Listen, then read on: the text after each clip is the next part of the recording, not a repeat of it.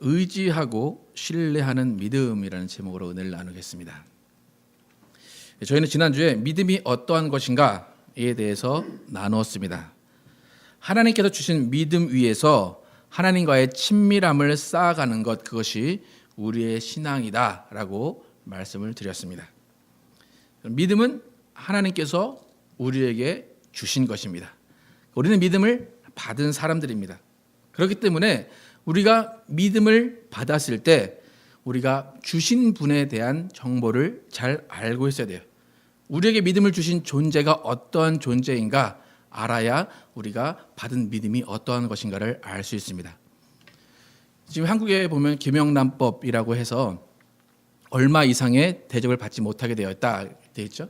3만 원 혹은 5만 원 이상의 대접을 받으면 안 된다, 그렇게 나와 있어요. 그런데 만약에 아무것도 모르고 나갔는데 그 사람이 나에게 접대를 하는 사람이다, 나는 그것을 받았다, 그러면 그것은 어떻게 될까요? 법을 어긴 게 될 수밖에 없어요.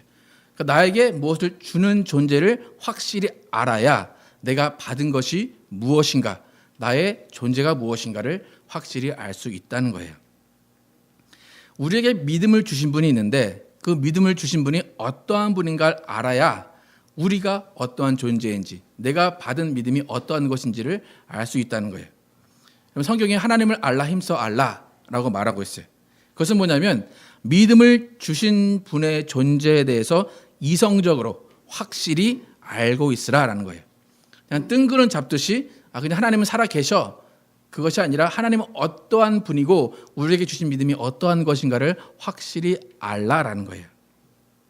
하나님은 어떤 분이십니까? 그분은 거짓말할 수 없는 분이세요. 그분은 변하지 않는 분이세요. 그분은 모든 만물의 주관자세요. 그분은 전능자세요. 그렇기 때문에 그분이 주신 믿음, 그분이 우리에게 주신 믿음은 한 점 흠 잡을 것이 없어요. 변할 수도 없고 완전한 믿음을 우리에게 주셨다라는 거예요. 우리가 받은 믿음, 그것이 확실하고 그것이 변하지 않고 그것이 훌륭하다라는 것을 알 수 있는 기초는 그것을 주신 분이 어떠한 분인가를 알 때 가능하다는 거예요. 우리에게 믿음을 주셔서 우리를 구원하신 분에 대해서 알 때 우리는 우리의 존재와 신분에 대해서 알 수 있습니다. 왕의 아들은 왕이 됩니다. 그죠? 그런데 그 아들이 아버지의 존재에 대해서 전혀 인식이 없다면 그 아들은 자신이 어떤 신분인지 몰라요. 자신이 무엇을 하면서 어떻게 살아야 하는 존재인지를 모른다는 거예요. 그렇기 때문에 우리는 먼저 하나님이 어떤 분인가를 알아야 우리가 누구인가를 알 수 있어요. 또 우리가 누구인가를 알아야 우리가 어떻게 살아야 하는가, 삶의 방식이 결정이 되고 삶의 방향을 잡을 수 있다는 것입니다. 베드로전서 2장 9절과 11절을 9절에서 11절 함께 같이 한번 읽어보도록 하겠습니다. 베드로전서 2장 9절에서 11절 함께 읽어보도록 하겠습니다. 베드로 사도가 우리에 대해서, 우리의 존재에 대해서, 우리의 신분에 대해서 어떻게 얘기했는지 한번 함께 읽어보도록 하겠습니다. 시작. 그러나 너희는 택하신 족속이요 왕 같은 제사장이요 거룩한 나라요 그의 소유가 된 백성이니 이는 너희를 어두운 데서 불러내어 그의 기이한 빛에 들어가게 하신 이의 아름다운 덕을 선포하게 하려 하심이라. 너희가 전에는 백성이 아니더니 이제는 하나님의 백성이요 전에는 국류를 얻지 못하였더니 이제는 국류를 얻은 자니라. 사랑하는 자들아, 거류민과 나그네 같은 너희를 권하노니 영혼을 거슬러 싸우는 육체의 정욕을 제어하라. 지금 베드로 사도가 우리가 어떤 존재인가, 우리가 누구인가를 이야기해 주고 있어요. 우리는 왕 같은 제사장이래요. 거룩한 나라래요.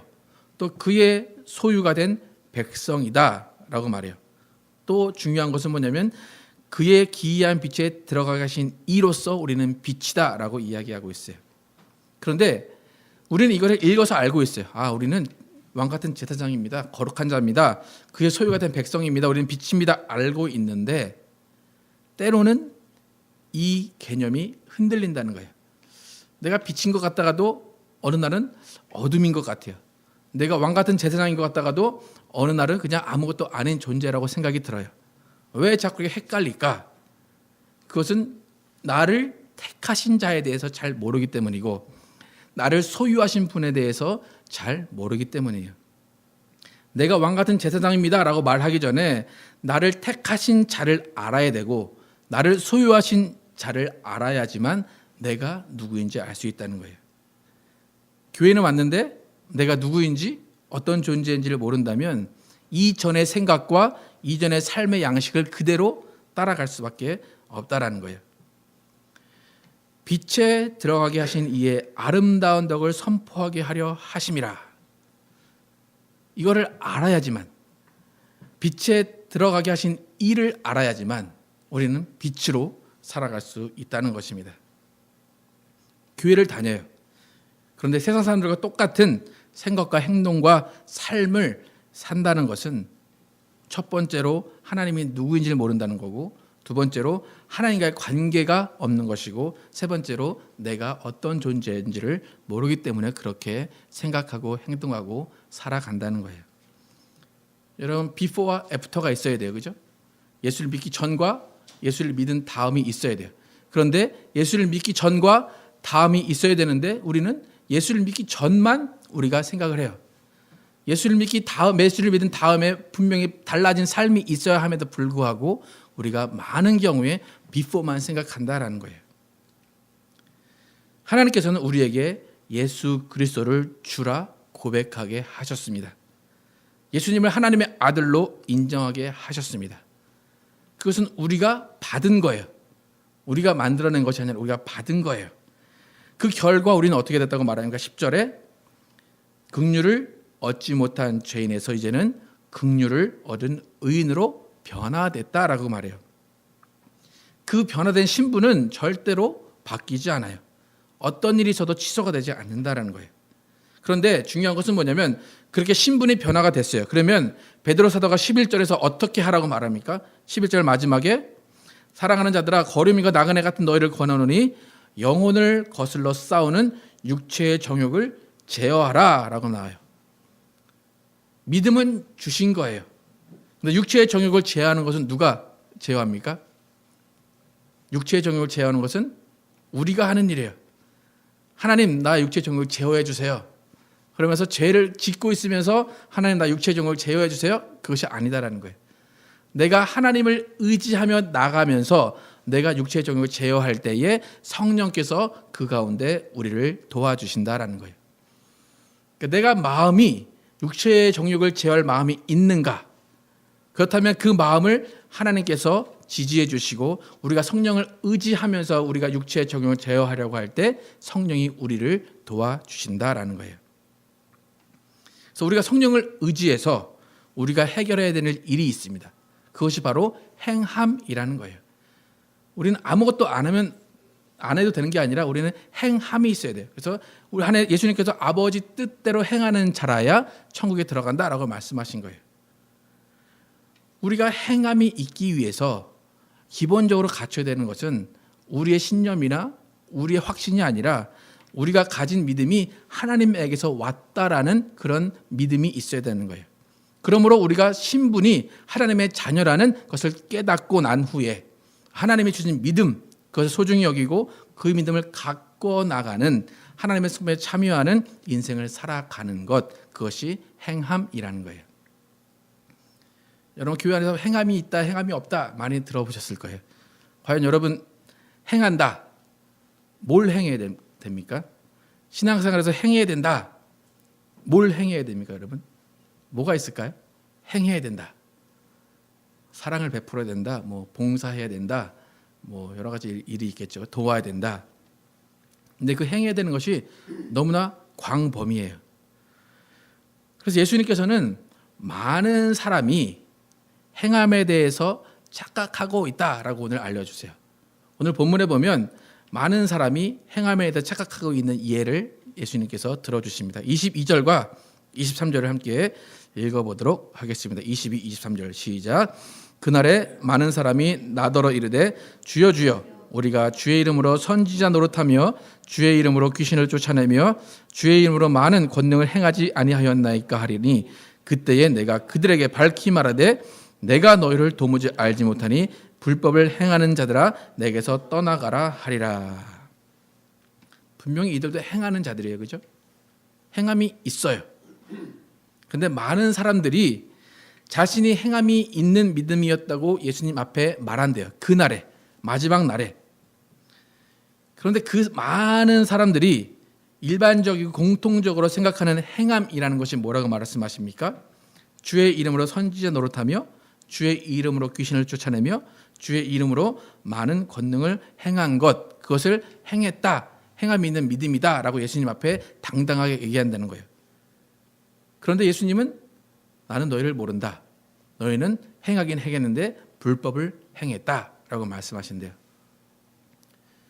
과연 예수님이 이렇게 말씀하신 이유가 뭘까? 그들이 주여 주여 이름을 불렀습니다. 그 이름으로 선지자 노릇도 했습니다. 귀신들 쫓아내서 병을 고쳤습니다. 많은 권능을 행했는데도 불구하고 왜 예수님은 이런 말씀을 하실까라는 거예요. 예수님의 속마음은 뭐냐면 이 사람들은 겉으로는 예수님을 믿고 의지하는 것 같지만 실상은 자신이 한 일을 더 자랑스러워한다는 거예요. 무슨 말이냐면 이들은 지금 예수님 앞에 뭘 내놨습니까? 결과를 내놨어요. 예수님 나 선지자 노릇했습니다. 예수님 나 귀신을 쫓아냈습니다. 나 권능을 행했습니다. 결과를 내놨다는 거예요. 예수님 말씀하신 건 뭐냐면 결과가 중요한 게 아니다. 네가 누구를 의지해서 그렇게 했냐? 네가 정말 나를 사랑하는 마음으로 그렇게 했느냐? 네가 나를 의지하면서 그 일을 했느냐라는 거예요. 그러니까 예수님은 결과를 중요하게 생각하지 않으셨다라는 거예요. 그러나 이 사람들은 결과에 대해서 이야기하고 있다는 거예요. 그리고 잘 보면 22절 처음에 예수님께서 그날에 많은 사람이라고 말씀하셔요. 많은 사람이. 마지막 날에 예수님을 만나는 많은 사람이 이런 말을 한다는 거예요. 자신의 결과를 드러낸다는 거예요. 여러분 제가 앞에서 많은 사람을 가르치고 많은 권능을 행했다고 해서 그것이 행함이 있는, 예수님이 원하시는 행함이 있는 믿음이 아니다라는 거예요. 또 주목할 것은 뭐냐면 여기서 예수님이 말씀하신 사실이 하나 있는데 지난주에 우리가 살펴봤던 내용 중에 사도 바울은 고린도전서 12장에서 분명히 성령으로 하지 않고는 주라 할 수 없느니라 라고 말했어요. 그죠? 성령으로 하지 않고는 주라 할 수 없느니라. 그렇게 가르치셨는데 우리의 주인이신 예수님께서는 지금 뭐라고 하십니까? 주여 주여 부르는 사람 중에서 나는 너를 모른다. 너는 불법을 행하는 자다라고 말하는 사람들이 많다라고 지금 예수님이 말씀하고 계세요. 어떤 말이 맞을까? 바울이 말한 성령으로 하지 않고는 주여 할 수 없다. 이 말과 주여 주여 분명히 했는데도 불구하고 예수님은 나는 너를 모른다. 그러니까 나는 너의 주인이 아니다 그거죠. 너는 불법을 행했다. 도대체 뭐가 맞는 거냐라는 거예요. 예수님은 무슨 관점에서 이런 말씀을 하셨는가라는 거예요. 우리가 이 많은 사람, 예수님이 모른다, 불법을 행했다라고 하는 이 많은 사람에 속하지 않기 위해서는 우리가 믿음이 무엇인지 바로 알고 행함이 무엇인지를 바로 알아야 됩니다. 그러니까 우리가 아무 생각 없이 이성적인 판단 없이 그냥 기독교의 전통이니까 따라가자라고 해서 그것에 휩싸여서 가면 많은 사람의 무리에 우리가 속할지도 모른다는 거예요. 그래서 오늘 우리가 믿음이 무엇인지, 믿음에서 나오는 행함이 무엇인지 이성적으로 성경적으로 함께 살펴보겠습니다. 계속 우리가 믿음에 대해서 얘기하고 있는데 믿음이란 말은 간단하게 정의되는 말이 아니에요. 믿음이라고 내가 말을 하는데 다른 사람은 그 믿음을 다르게 받아들일 수가 있어요. 우리가 믿음이라는 이 단 한 단어에 여러 가지 의미가 있는데 오늘 한 세 가지 정도로 한번 나눠보겠습니다. 첫 번째는 뭐냐면 우리가 저번 주 설교에 다뤘듯이 우리가 사용하는 믿음이라는 용어의 정의는 하나님이 우리에게 주신 믿음이에요. 이것은 우리의 의지, 우리의 노력으로 생긴 것이 아니라 선물로 주시고 은혜로 주신 믿음, 우리가 받게 된 믿음이에요. 여러분 집 지을 때 보면 아무것도 없는 맨 땅에 콘크리트로 기초를 쌓습니다. 그 터의 기반을 다지듯이 흔들리지 않는 기초를 세워주신 것이 하나님이 주신 믿음이에요. 어찌 보면 가장 보잘것없는 거예요. 그죠? 화려하지도 않고 아무것도 없어요. 네모난 그냥 회색 돌덩이에요. 하지만 그것이 없다면 집이 지어질 수 없고, 그것이 없다면 바람이 불면 집을 지어도 허물어질 수밖에 없다는 거예요. 이러한 믿음은 예수를 주로 고백할 가능성이 전혀 없던 사람들, 예수를 아예 몰랐던 사람들이 예수를 주로 고백하는 믿음이 이런 하나님이 주신 믿음이에요. 그러니까 이 믿음은 저번 주에 말씀드렸지만 믿느냐 안 믿느냐, 그러니까 받았느냐 받지 않았느냐의 문제지 그것이 크다 적다의 문제가 아니라는 거예요. 여기 혹시 모태신앙이라고 이렇게 말하는, 소위 모태신앙이라고 하신 분들이 계신지 모르겠는데, 저는 소위 모태신앙이라고 하는 사람인데, 대부분의 그 경우에 보면 모태신앙이라고 지칭되는 사람들의 경우에 이 믿음의 존재에 대해서 잘못 파악하고 있는 경우가 많이 있어요. 그러니까 태어나서부터 교회를 다니고 나니까 내가 예수를 믿는 줄 알았어요. 그런데 이성적으로 판단할 나이 20대가 넘어서 보니까 나는 하나님을 만난 경험이 없어요. 예수를 주로 고백하긴 했는데 감격이 없었어요. 눈물의 흘림이 없었어요. 그런데 입으로 지금은 주여 주여 하고 있어요. 그러니까 생각을 해보니까 하나님이 그저 하늘에 계신, 그냥 하늘님의 개념이었던 거예요. 이런 신앙을 가진 모태신앙을 우리가 쉽게 볼 수 있어요. 또 그 반대 경우도 있어요. 하나님이 주신 믿음이 분명히 있어요. 분명히 예수를 주로 고백했어요. 그런데 기억이 나지 않아요. 언제 했는지 기억이 나지 않아요. 그 믿음으로는 천국 못 갈 것 같은 그런 사람이 있어요. 그러니까 아예 기대도 안 하고 흥미도 없고 감격도 없고 교회 일에 관심이 없고 교회도 잘 가지 않아요. 그러니까 그는 믿음이 있으면서도 믿음이 없다, 그것을 부인하는 사람이에요. 그러니까 주로 어려서부터 교회를 다녔던 20대 초반 청년을 만나서 이야기하면 대부분 이런 두 가지 갈등을 하고 있음을 보게 됩니다. 이번 주에도 한 24~25대는 청년을 만나서 얘기했는데, 교회에 열심히 봉사를 하지만 얘기를 들어보니까 하나님을 믿습니다 얘기해요. 근데 어떤 하나님을 믿냐라고 했더니 그냥 보통 세상 사람들이 말하는 그런 하나님이에요. 너 기도하냐 했더니 안 한대요. 왜 안 해? 그러니까 해도 안 들어주시던데요. 그래요. 네. 대부분의 모태신앙의 청년들이 그런 신앙을 갖고 있습니다. 그러니까 인격적으로 하나님과의 관계를 맺지 못하는 사람들이 많이 있어요. 두 번째로 믿음이라는 단어의 정의를 어떻게 써 있는가 보면, 하나님이 주시지 않았는데 믿는 경우예요. 그러니까 다른 말로 신념이라는 거예요. 이 신념이라는 것은 교회뿐만 아니라 세상에도 적용이 돼요. 세상도 가지고 있는 믿음을 우리가 두 번째 정의로 사용할 수 있어요. 우리가 신호등이 녹색일 때 우리는 아무런 의심 없이 사거리 교차로를 지나갑니다. 여러분, 그 사거리 녹색불이 켜졌을 때 녹색불을 믿고 지나가세요. 그죠? 정말 큰 믿음을 가지고 지나가세요. 근데 또 어떤 믿음이 있냐면, 녹색불이 있을 때 나는 지나간다. 그런데 빨간불에 서 있는 너희가 안 올 거라는 믿음이 있다라고 지나가는 거예요. 여러분, 만약에 빨간불에 서 있는 그 사람들 못 믿으면 여러분 지나갈까요? 못 지나가죠. 그죠? 쟤네들이 올 것 같은데? 그럼 못 지나가요. 그러니까 여러분은 빨간불에 서 있는 그 사람들이 지나가지 않을 거라는 믿음을 갖고 있어요. 그런데 중요한 것은 여러분이 그 믿음을 갖고 있는데 그 믿음은 그 사람들이 주지 않았어요. 야, 나 빨간불에 지나가지 않을 거야. 너 나 믿지라고 믿음을 주지 않았는데 우리는 그 사람을 믿고 있다라는 거예요. 하지만 그 믿음은 여러분의 안전을 보장할 수도 있지만 보장하지 않을 수도 있어요.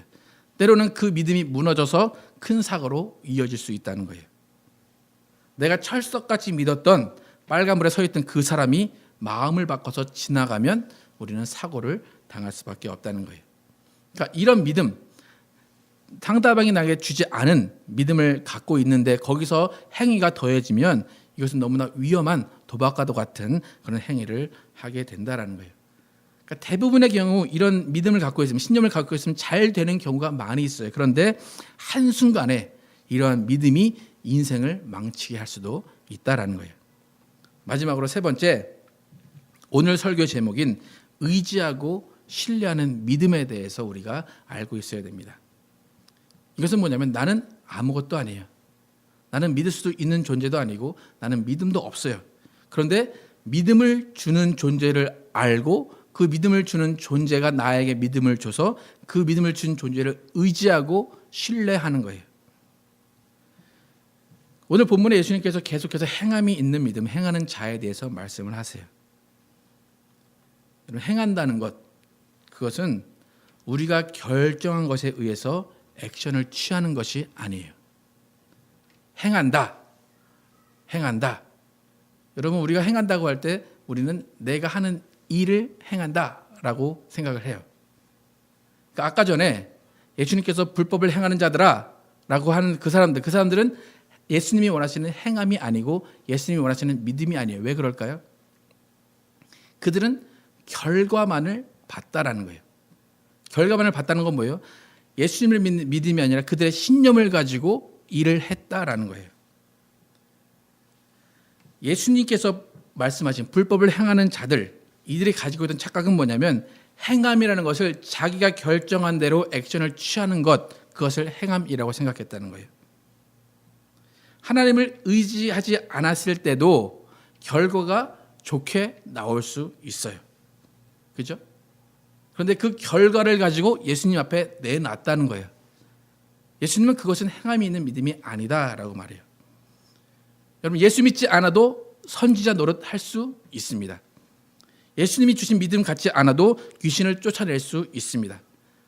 성경에 예수 이름으로 사칭하는 사람들도 있어요. 사칭해서 귀신을 쫓아낸 사람이 있어요. 예수님이 뭐라고 하셨죠? 제자들이 예수님, 제자도 아닌데 저 사람이 예수 이름으로 사칭해서 귀신을 내쫓습니다. 어떻게 할까요? 예수님이 뭐라고 그러셨죠? 놔둬라.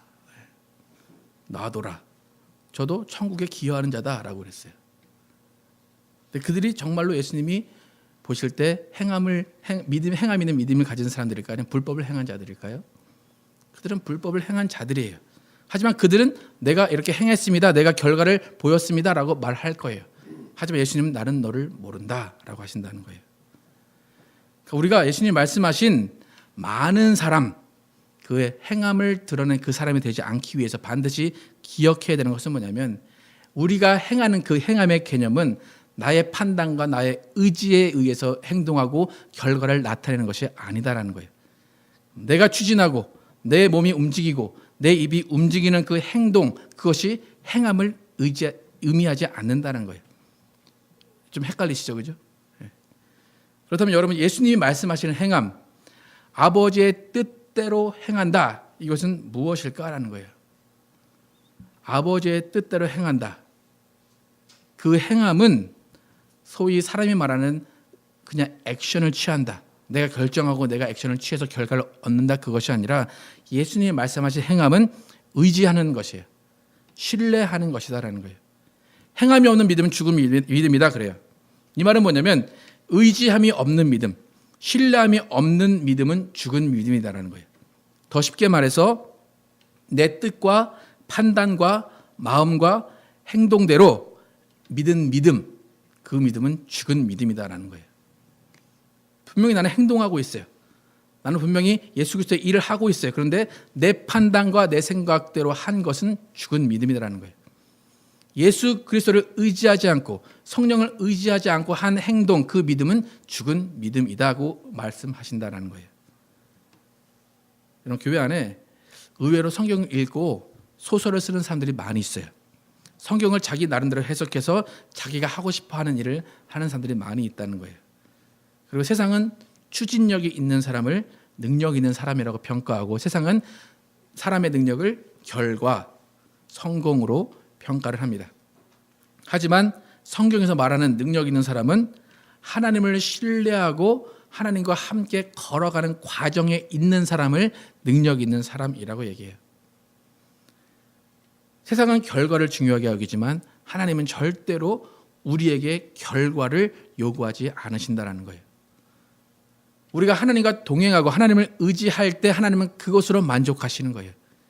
결과는 우리의 몫이 아니라 하나님의 몫이다라는 거예요. 그러니까 하나님이 보실 때 행하는 믿음, 행함이 있는 믿음은 뭐냐? 네가 나를 의지했느냐, 그거예요. 네가 나를 정말로 신뢰했느냐라는 거예요. 100% 신뢰했느냐? 그러면 됐다라는 거예요. 결과는 내가 알아서 할게. 근데 많은 사람이 어떻게 됩니까? 신뢰하긴 해요. 신뢰하긴 하는데 100% 자기가 신뢰했다고 말하면서 결과가 자기 마음대로 안 나오면 어떻게 됩니까? 그 다음부터 하나님을 신뢰하지 않아요. 하나님을 믿지 않아요. 그게 결코 하나님이 원하시는, 예수님이 원하시는 행하는 믿음이 아니다라는 거예요. 우리는 예수님과 걸어가는 게 중요한 거예요. 예수님과 함께 있는 그 시간이 중요한 거예요. 근데 우리는 그 시간을 다 잊어버려요. 나에게 어떤 것을 주셨는지, 나에게 어떤 것을 이루어 주셨는지 그것만 보지 그 과정을 보지 않는다라는 거예요. 여러분, 보통 하나님의 일을 하면 우리가 생각할 때 답답할 경우가 많이 있어요. 기도에도 별 응답이 없는 때가 많이 있어요. 상황은 전혀 바뀌지 않아요. 그럴 때 우리는 어떻게 해야 됩니까, 여러분? 하나님을 신뢰해야 됩니까? 아니면 다른 방법을 찾아봐야 됩니까? 그 시간에 하나님을 신뢰하는 사람, 그 사람이 행함이 있는 믿음을 가진 사람이다라는 거예요. 우리가 생각할 때 행함이 있는 믿음에 대해서 어떻게 생각해야 되냐면 하나님은 신실하시다고 믿는 거예요. 그리고 그분과 함께 걸어가는 믿음이 행함이 있는 믿음이라는 거예요. 하나님은 나에게 최고의 것을 주십니다라는 믿음을 가지고 하나님과 함께 동행하는 거예요. 그런데 내가 기대하는 것이 나타나지 않았어요. 그래도 감사하는 것이 행함이 있는 믿음을 가진 사람이다라는 거예요. 그것이 바로 신뢰하고 의지함을 바탕으로 한 믿음이에요. 여러분, 하나님은 신실하시고 전능하십니다. 여러분 믿으십니까? 그 신실하고 전능하신 하나님이 여러분의 인생의 결과를 어떻게 나타내실까? 그것은 하나님의 몫이라는 거예요. 나의 판단에는 초라해 보일 수도 있어요. 나의 판단은 실패일 수도 있어요. 하지만 그것이 하나님의 결과라면 나는 그것을 만족하고 감사할 수 있어야 되는 것, 그것이 행함이 있는 믿음이다라는 거예요. 그런데 이 행함이 있는 믿음의 기초는 우리가 저번 주에 다뤘던 믿음의 의미, 아까 첫 번째로 다뤘던 믿음의 의미, 하나님이 주신 반석, 그것이 믿음이에요. 24절, 오늘 본문 24절 함께 같이 읽어보겠습니다. 시작. 그러므로 누구든지 나의 이 말을 듣고 행하는 자는 그 집을 반석 위에 지은 지혜로운 사람 같으리니. 그 집을 반석 위에 지었대요. 주는 그리스도 살아계신 하나님의 아들이십니다라는 그 반석 위에 집을 짓고 그 다음에 하나님을 신뢰하고 하나님을 믿는 그 사람이 행함이 있는 자, 그 사람이 지혜로운 사람이다라고 말해요. 여러분, 지혜로운 사람의 행복, 그것은 하나님과 함께 하는 그 자체가 행복입니다. 그 하나님이 주신 그 반석 위에 신뢰의 관계, 의지의 관계를 지으면서 그 집을 지어나가는 사람이 지혜로운 사람이에요. 하나님과의 신뢰의 관계, 하나님을 의지하는 관계가 행함이 있는 믿음을 결정하는 핵심입니다. 이러한 믿음을 가진 사람들은 하나님이 어떠한 방법과 어떠한 방식으로 응답하셔도 하나님을 신뢰하고 하나님을 의지하기 때문에 절대로 실망하지 않아요. 절대로 불평하지 않아요. 절대로 의심하지 않아요. 감사할 줄 아는 사람이다라는 거예요. 여러분 생각해 보세요. 여러분 주여 주여 부르면서 선지자 노릇하고 귀신도 쫓아내지만 자기 의를 드러내면서 결과만을 쫓아가는 그런 많은 사람이 되기를 원하십니까? 아니면 언제 어디서나 무슨 일을 만나도 하나님만을 의지하고 하나님만을 신뢰하면서 하나님과 동행하는 일상 가운데 결과가 아니라 지금 이 순간에 하나님과 함께 있는 것을 기뻐하며 만족하며 감사하는 행함이 있는 사람이 되시길 원하십니까? 오늘 본문 바로 앞에 예수님은 이렇게 말씀하셨어요. 마태복음 17장 13절 14절에 좁은 문으로 들어가라. 멸망으로 인도하는 문은 크고 그 길이 넓어 그리로 들어가는 자가 많고 생명으로 인도하는 문은 좁고 길이 협착하여 찾는 자가 적음이라. 오늘 본문에서 예수님이 많은 사람이 나에게 와서 이렇게 얘기한다. 나는 그들을 모른다. 불법을 행하는 자다라고 말씀하셨어요. 많은 사람이 큰 문으로 가고 큰 길로 간대요. 좁은 문으로 가는 사람은 많지 않다라는 거예요. 여러분, 하나님을 신뢰하는 100% 신뢰하면서 생명으로 인도하는 문으로 가는 사람, 그 사람은 결과를 보는 사람이 아니라 과정을 보는 사람입니다. 그 길은 반드시 좁고 그 길은 어렵고 그 길은 가기 힘들 수밖에 없어요. 보이지 않기 때문에 나의 만족을 충족시키지 못하기 때문에 하지만 그 길을 가는 그것이 행함이 있는 믿음을 사는 사람입니다. 여러분 내가 얼마나 예수님을 신뢰하고 사랑하는지 한번 생각을 해보시기 바랍니다. 지금 이 순간에 일상에서 예수님을 얼마나 의지하고 예수님을 얼마나 사랑하고 신뢰하고 있는지 생각을 해보시기 바랍니다. 여러분이 하나님의 크심을 어떻게 알고 계십니까? 하나님의 크심, 그것이 하나님의 결정에 의한 것이지 여러분의 결정에 의해서 하나님의 크심이 결정되는 것이 아니다라는 거예요. 우리 모두는 하나님의 신실함을 깨달아서 내 힘이 아닌 하나님의 힘을 의지하고 하나님의 방법을 의지하고 하나님의 방식을 의지함으로 인해서 예수님이 보시기 합당한 행함이 있는 믿음을 가지는 여러분과 제가 되기를 예수 이름으로 축원합니다. 기도하시겠습니다.